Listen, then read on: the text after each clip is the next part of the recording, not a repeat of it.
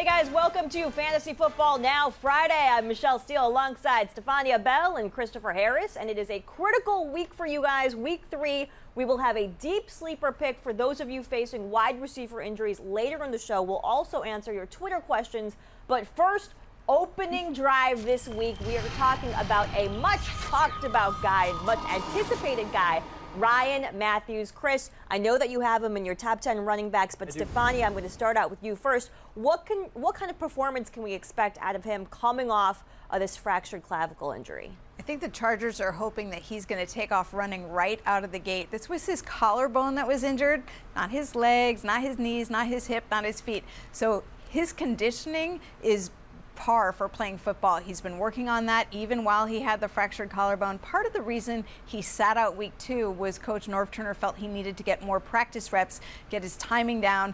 And even Ryan Matthews said when he was first cleared for contact that the speed of the game felt fast for him. Now he says he feels comfortable. He's ready to go. Remember, he broke his collarbone on the first carry of the first play in preseason. And you got to hope that he can touch the ball more than once before he has another injury. And full disclosure, you kind of called it with at least the amount of time that he'd be out. The amount of time, and have to give you credit there. But to be fair, it also wasn't a huge stretch because bone healing typically takes about 6 weeks. I did not think they would chance it by bringing him back sooner. Yeah, and if Stefania tells me that the clavicle isn't at any greater risk, I have to say, why wouldn't you have him in your top 10? There aren't very many feature backs in the world right now, and he seems like one of them. Look at what else they have in that backfield. The Curtis Brinkleys, the Ronnie Browns, the Jackie Battles. Ryan Matthews last year with Mike Tolbert around had over 1,500 total yards and 6 touchdowns, and Tolbert was a touchdown vulture last year. So.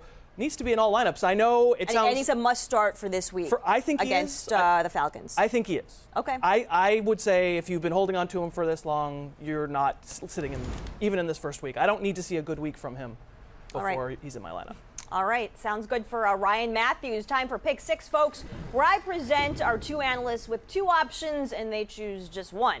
Now, more or less, 60 yards rushing for Chris Johnson. Poor Chris Johnson. Lions at the Titans. Stefania, you first. I'm going to say less. Oh. I know. Well, show me. Yeah.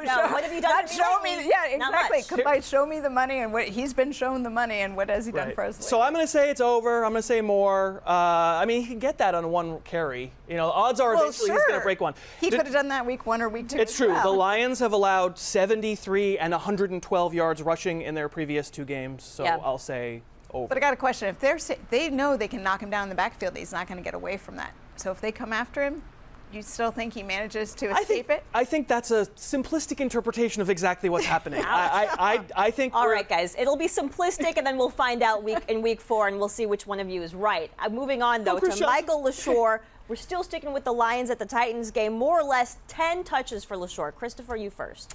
I'm going to say more, but barely.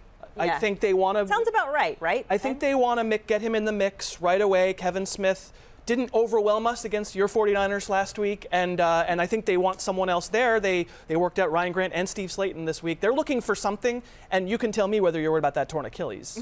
Well, I don't think worried is really the case. I think it's a question of seeing him progress gradually over time. Okay. So they're going to work him in. I think they're excited about him. I agree with you, slightly more than 10, but just slightly. I love it. All right. They're agreeing to agree. All right, Stefania, we're going to stick with you. What are the odds on a 0 to 100% scale that Jamal Charles produces a top 20 fantasy day? I'm going to say 30%. You know, I love Jamal Charles, and I love the way he's come back from this ACL, but he did bruise his knee last week, and they pulled him out of the game as a result. Just being cautious, not a serious injury worry there, but I don't think the productivity is there just yet. All right, 80% from Stefania. 80%. 80%. Wow. It's a great matchup. I thought Charles showed all of the skills that we're used to seeing from Jamal Charles in week 1. Not in week 2 when he had 6 carries for 3 yards. But the Saints have allowed the 2nd most fantasy points to opposing running backs so far this season. So 80%. You like Jamal Charles. You really, really like Jamal Charles with 80% there. We'll see. Toss-up up next. Better fantasy day. Tom Brady or RG3, and by the way, guys, I do have RG3 in my line. I'm obviously starting him. I'm letting him go. Okay, but ride this one out. Versus Brady, I still say Brady. I have actually in my ranks this week, I have Brady 8th among quarterbacks in what looks like a relatively tough matchup against the Ravens, and I have RG3 9th in what looks like a relatively good matchup against the Bengals. I can't cross the streams yet. I can't do it. Well, it's hard. It's hard to bet against Brady. Yeah. I know, but I am going to be saying RG3. For you, it's going to be RG3, and I'll tell you why. I got a stat from our courtesy of our ESPN Next Level folks. Okay. Brady has thrown 6 interceptions and throws greater than 10 yards down the field against the Ravens since 2009. I think it's a high turnover potential game. Yeah. I think he might be RG3. It's a good number. It's a good number. I guess I'm the one being stubborn, but that's pretty common in this group. 2 against 1. I'm liking RG3. All right. Odds CJ Spiller leads the Bills in carries for the whole season, 0 to 100%. I guess you can't go over 100%. So, Chris. You know, I'm going to say 50%. Fred Jackson will be back in week 5. Clearly, Spiller will have a lead in total carries at that point, but at that point, I think that Fred Jackson will take over the lead back job. I think we're looking at a 60-40 or 70-30 split. I don't think NFL teams like to give away starting jobs because of injuries.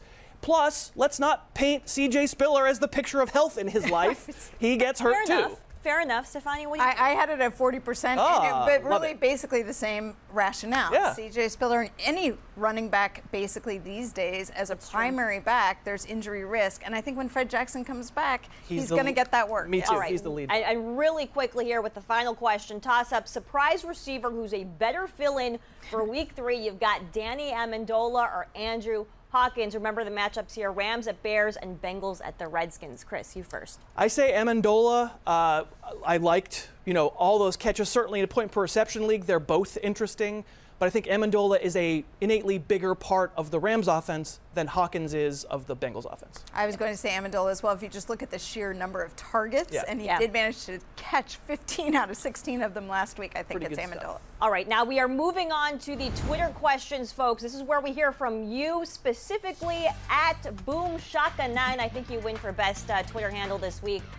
Do you think the Hernandez injury will help Welker get on track, Stefania, or should we just accept Wes's diminished role? This is the new normal. I think without a doubt it's going to give Welker more opportunity and for some time, because Aaron Hernandez with a serious ankle injury, and they signed Kellen Winslow, which tells you they expect Hernandez to be out for a while. So yes, more Wes Welker. All right. I agree with that. I mean, they ran far fewer 2 tight end sets once Hernandez was out of the game. I think Welker's back to being a must start. All right, now you're up, Chris, with this Twitter question from @BlueRed55. By the way, he's been tweeting you for 3 weeks. Maybe check your Finally Twitter answer once in a while.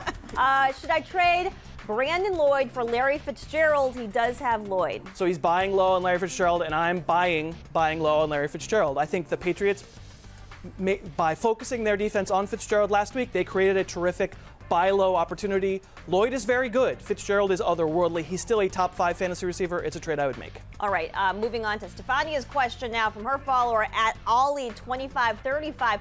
Should I play Dwayne Bowe against the Saints' horrible defense, or Vincent Jackson against a good Cowboys D, or Pierre Garçon if he's healthy? Well, take Pierre Garçon out of the equation right away. Still very limited in practice, and I don't think he's going to be fully healthy for a while.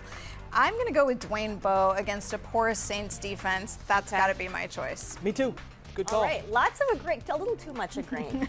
Maybe we'll get a little bit, maybe we'll get to some issues in this last Twitter question from @Thump011. Help me out, Chris, and talk about Des Bryant's issues and whether he can overcome them. I'm assuming he means on the field issues. He does, I'm sure. And yeah, I think he'll overcome them. It's a good matchup this week against Tampa Bay. You know what? He's got 7 for 102 so far. He was fine in week 1. The entire Cowboy offense stunk in week 2. Yeah. I think they'll pick it back up at home against Tampa. All right. Now, we do know, me and Stefania check our Twitter. Chris, I don't know, but for the rest of the season, be a part of the show. Send us your questions. I kid, using the hashtag #FFNowFriday, and follow @ESPN Fantasy on Twitter. And guys, shameless plug alert, don't forget to tune in to Fantasy Football Now on Sunday. The latest injury news, reports from the stadiums, and top fantasy advice to help you win your week. It's 2 hours, Fantasy Football Now, 11 a.m. Eastern on ESPN2. And don't forget to tune in to, we got some love here for Christopher's Fantasy Underground podcast, available on iTunes and ESPN.com/PodCenter. You like that? Yes. For Stefania Bell and Christopher Harris, I'm Michelle Steele. See you guys next time.